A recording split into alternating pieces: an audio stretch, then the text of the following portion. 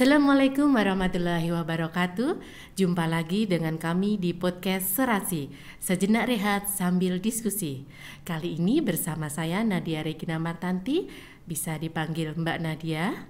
Kita bergabung di podcast perdana setelah libur lebaran. Bagaimana sahabat Serasi kabarnya hari ini? Apakah sudah lumayan bahagia karena libur lebaran dengan keluarga? Karena masih di momen lebaran, saya juga mengucapkan minal aidin wal faizin, mohon maaf lahir dan batin mewakili segenap kru podcast Serasi. Mbak Ila, sahabat Serasi di rumah, kali ini di podcast perdana setelah libur lebaran kita akan membahas sebuah tema yang tentunya sangat menarik bagi sahabat Serasi semuanya, yaitu tema terkait pengenalan layanan BPTKL PP Yogyakarta.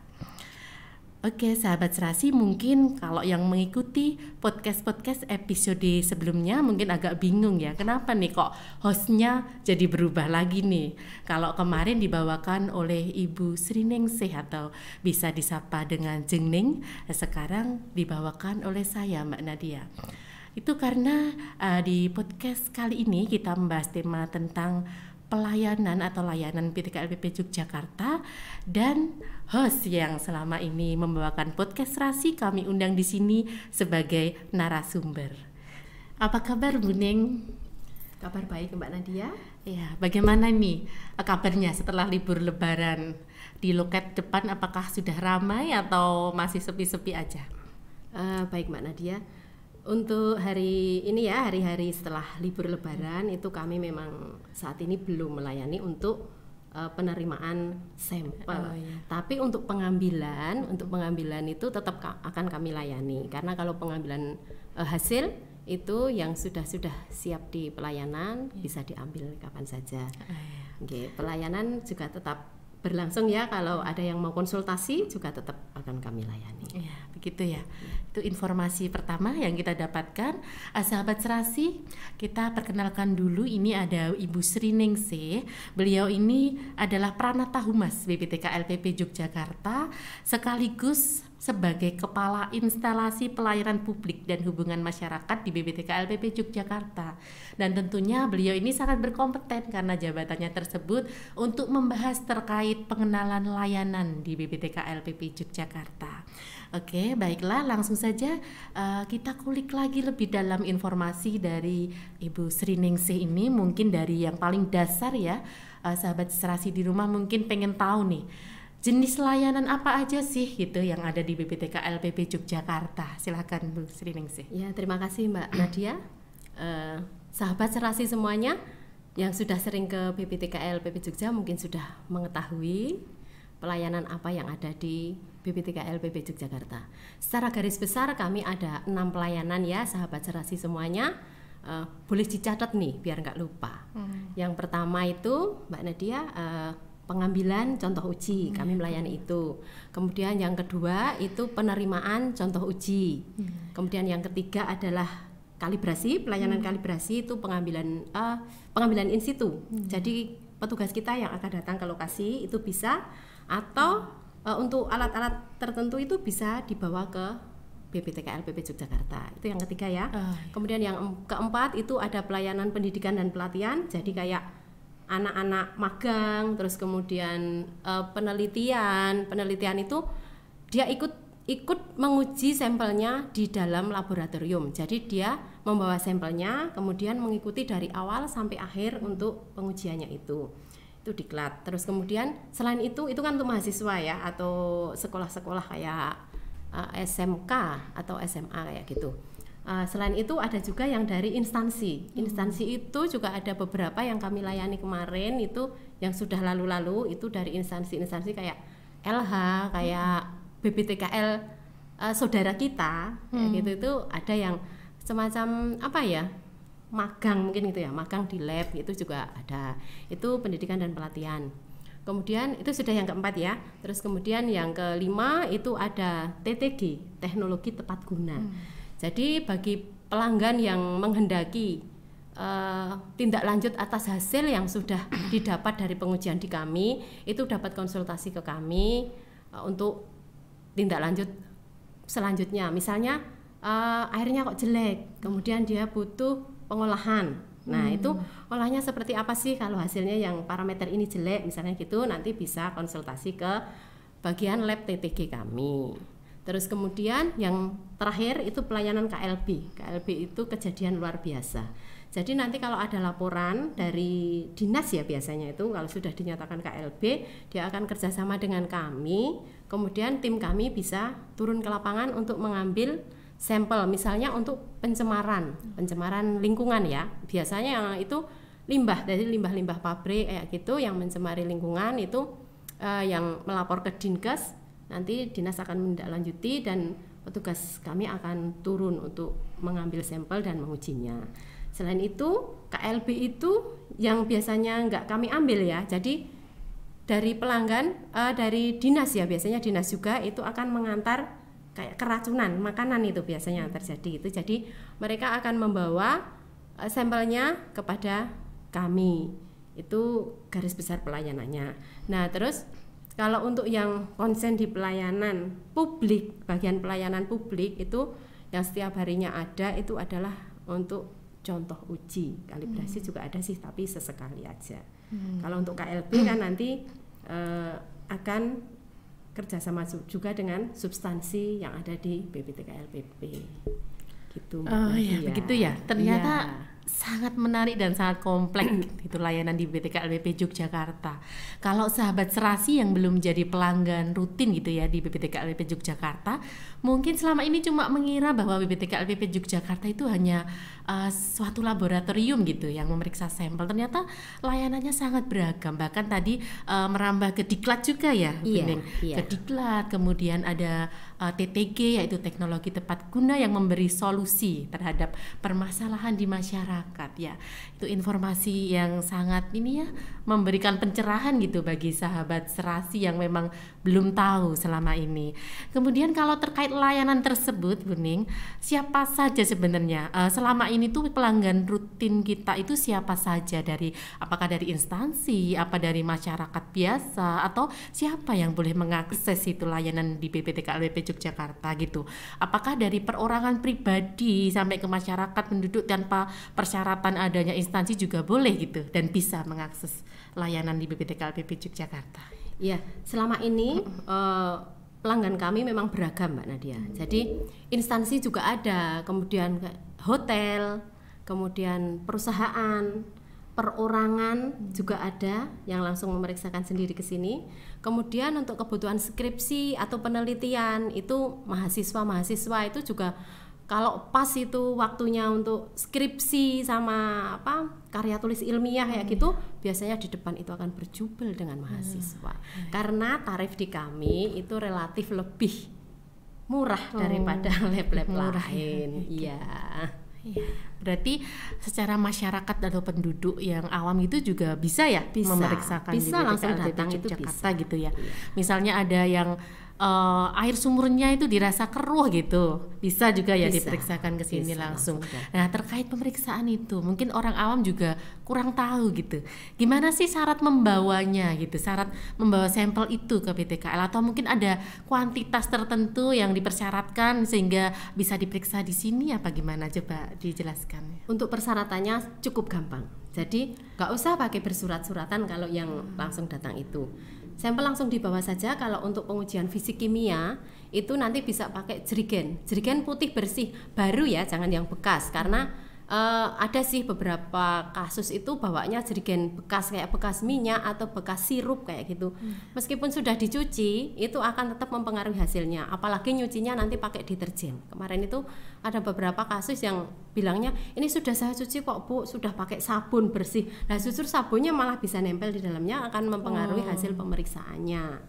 Terus kemudian itu kuantitas ya, volumenya ya, minimal 2 liter kalau untuk itu. Minimal 2 liter untuk ya. semua parameter itu sesuai baku mutu. Kemudian kalau untuk pemeriksaan bakteriologi, karena kalau di Permenkes itu kan yang disyaratkan ada fisik kimia dan ada bakteriologi. Nah bakteriologinya itu pakai botol kaca steril. Jadi botol kaca coklat itu yang volumenya mungkin sekitar 300 mili kalau nggak salah itu, nanti diisi 2/3-nya. Itu ya. Kalau untuk pengambilan yang bakteriologi itu memang ada cara khusus. Jadi tidak asal ambil terus dibawa ke sini, itu enggak. Kalau yang fisik kimia kan bisa cuma digocok-gocok doang, nanti 2 atau 3 kali dengan sampel yang akan dibawa, kemudian diisi penuh 2 liter langsung dibawa ke sini bisa. Tapi kalau untuk yang bakteriologi nanti juga ada sterilisasi sebelum sampel itu diambil, sterilisasi di alatnya, di botolnya atau di keran yang mau diambil airnya. Nah, nanti untuk botol kaca steril itu biasanya kalau dari masyarakat atau dari hotel, perusahaan itu biasanya kan tidak menyediakan sendiri ya.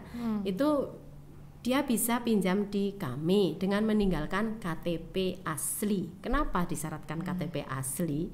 Karena yang lalu-lalu itu banyak botol kami nggak kembali, makanya gitu disyaratkan pakai KTP asli. Kalau hanya fotokopian dulu diperbolehkan, dulu hanya pakai fotokopian. Cuma lama-lama itu banyak yang nggak kembali botolnya. Kami kan kesulitan melacaknya. Tapi kalau KTP asli pasti nanti akan diambil karena pasti itu penting. Seperti itu. Nanti akan diajari sebelum pas pinjem itu nanti akan diajari untuk pengambilannya. Oke. Berarti jangan ragu-ragu ya sahabat Serasi, kalau ingin memeriksakan ke PTKLIP Yogyakarta terutama untuk yang bakteriologi tadi, silahkan datang dulu, bisa pinjem dulu, nanti akan ditutorial di sini ya secara jelas.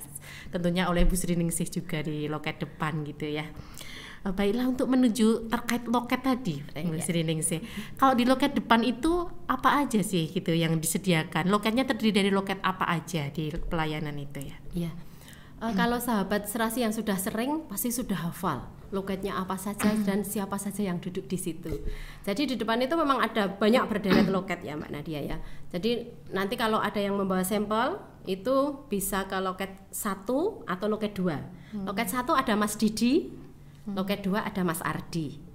Kemudian nanti untuk pengambilan hasil uji itu bisa dengan Pak Hermanto atau Bu Agnes di loket 3 bisa, 4 bisa. Tuh, terus kemudian masih ada lagi loketnya.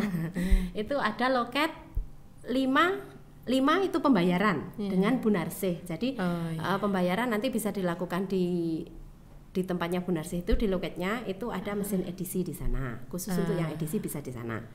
Atau untuk pembuatan billing, karena bayarnya kan sekarang nggak boleh tunai. Jadi dengan billing nanti akan dibayarkan di bank. Terus kemudian loket 6 dan 7 itu juga masih ada, itu untuk konsultasi. Kalau sahabat Serasi semua ada masalah atau ada keinginan untuk mengajukan pengambilan sampel, itu bisa konsultasi di loket 6 dengan Bu Endang. Nah, kalau terkait loket pengaduan hasil atau konsultasi hasil nanti bisa di loket 7, di situ ada saya. Nah, terkait pengaduan itu juga jangan ragu-ragu ya sahabat Serasi semuanya. Kami terbuka untuk melayani semua pengaduan yang ada atau yang diadukan oleh dikeluhkan oleh sahabat-sahabat Serasi semuanya. Jadi kalau di kami itu depan ada loket pengaduan. Selain itu pengaduan juga bisa disampaikan melalui kotak saran dan pengaduan. Itu ada di ruang pelayanan publik, ada di sebelah barat. Terus kemudian kotak-kotak itu juga ada di luar, di depan ruang pelayanan ada, di ruang tunggu juga ada. Nanti silahkan kalau yang nggak mau ketemu langsung dengan saya, nanti bisa nulis di situ apa pengaduannya. Kemudian selain itu di medsos juga bisa. Di medsos itu seperti IG dan Facebook ya, itu bisa lah nanti dichat di situ. Atau bisa juga nanti di call center.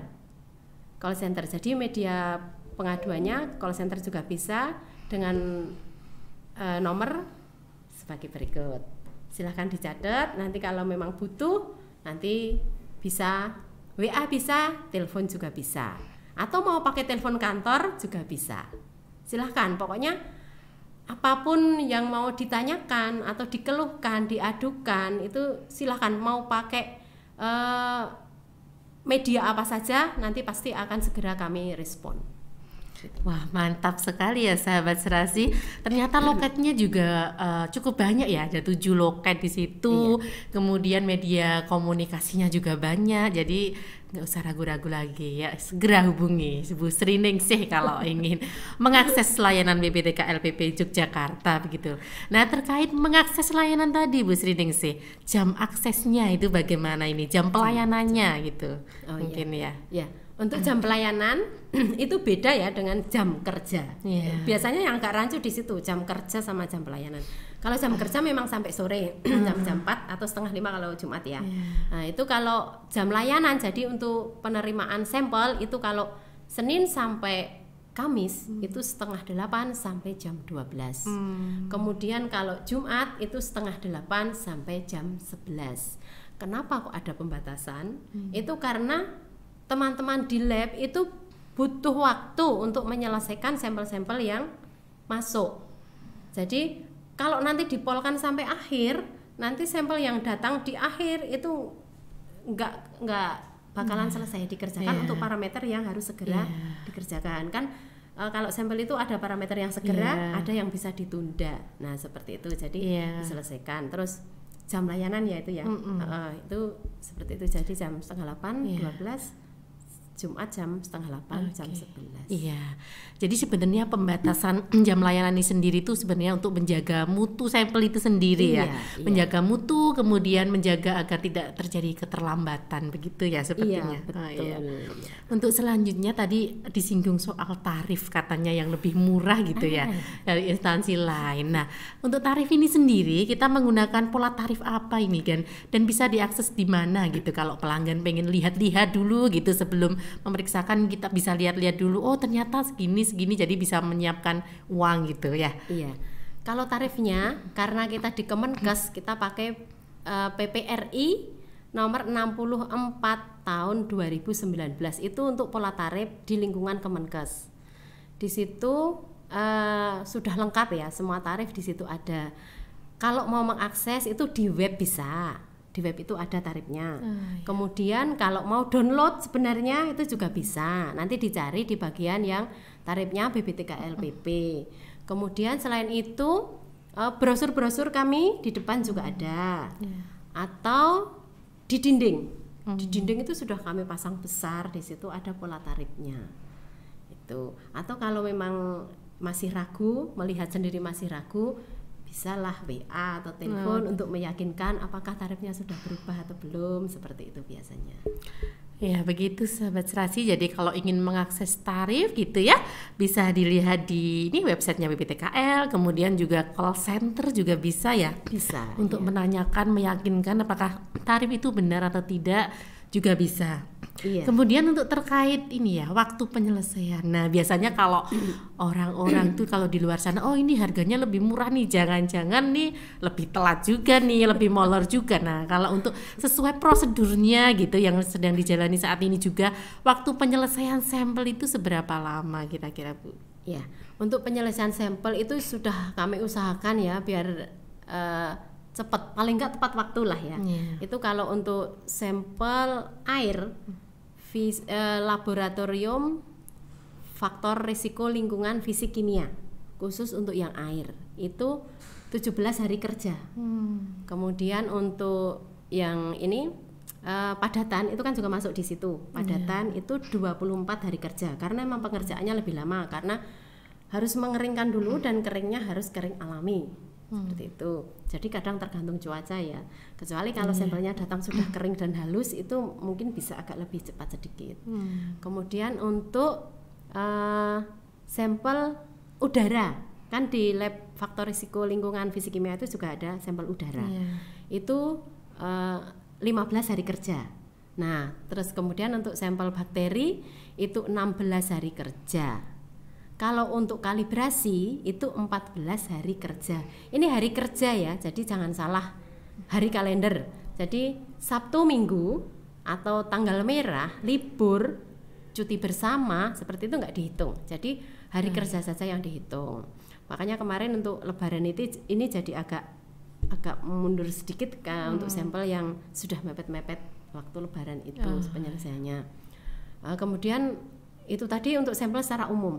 Tapi kalau untuk sampel kasus misalnya ada KLB atau kasus pencemaran seperti itu bisa lebih cepat.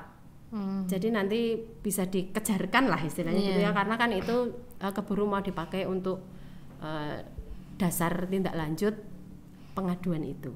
Gitu. Iya begitu. Jadi sebenarnya semuanya sudah dilakukan sesuai prosedurnya begitu ya, dan tentunya juga sangat kompetitif dengan tarif yang juga lebih murah gitu ya dari instansi-instansi swasta, apalagi ya dengan instansi-instansi lainnya juga. Wah, terima kasih sekali nih Bu Sri Ningsih.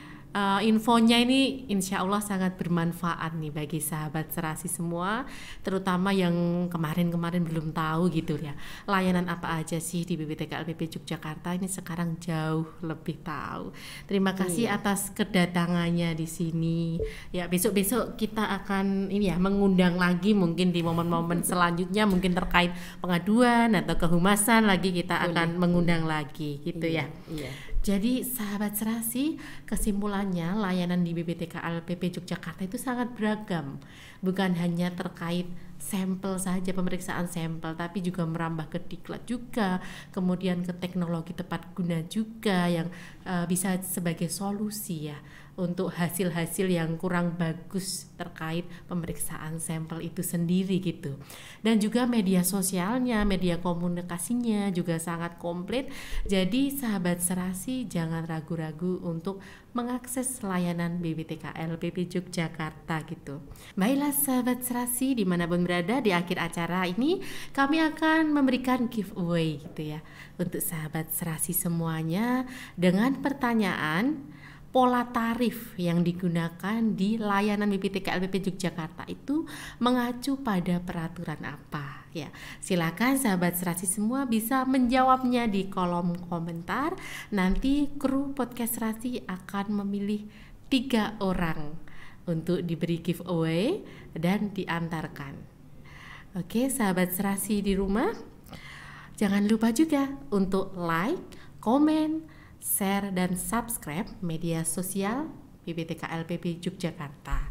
Kami tunggu juga masukan dan saran dari sahabat Serasi untuk penayangan podcast Serasi selanjutnya, mungkin dengan tema apa yang ingin diangkat. Akan kami sangat terima masukannya.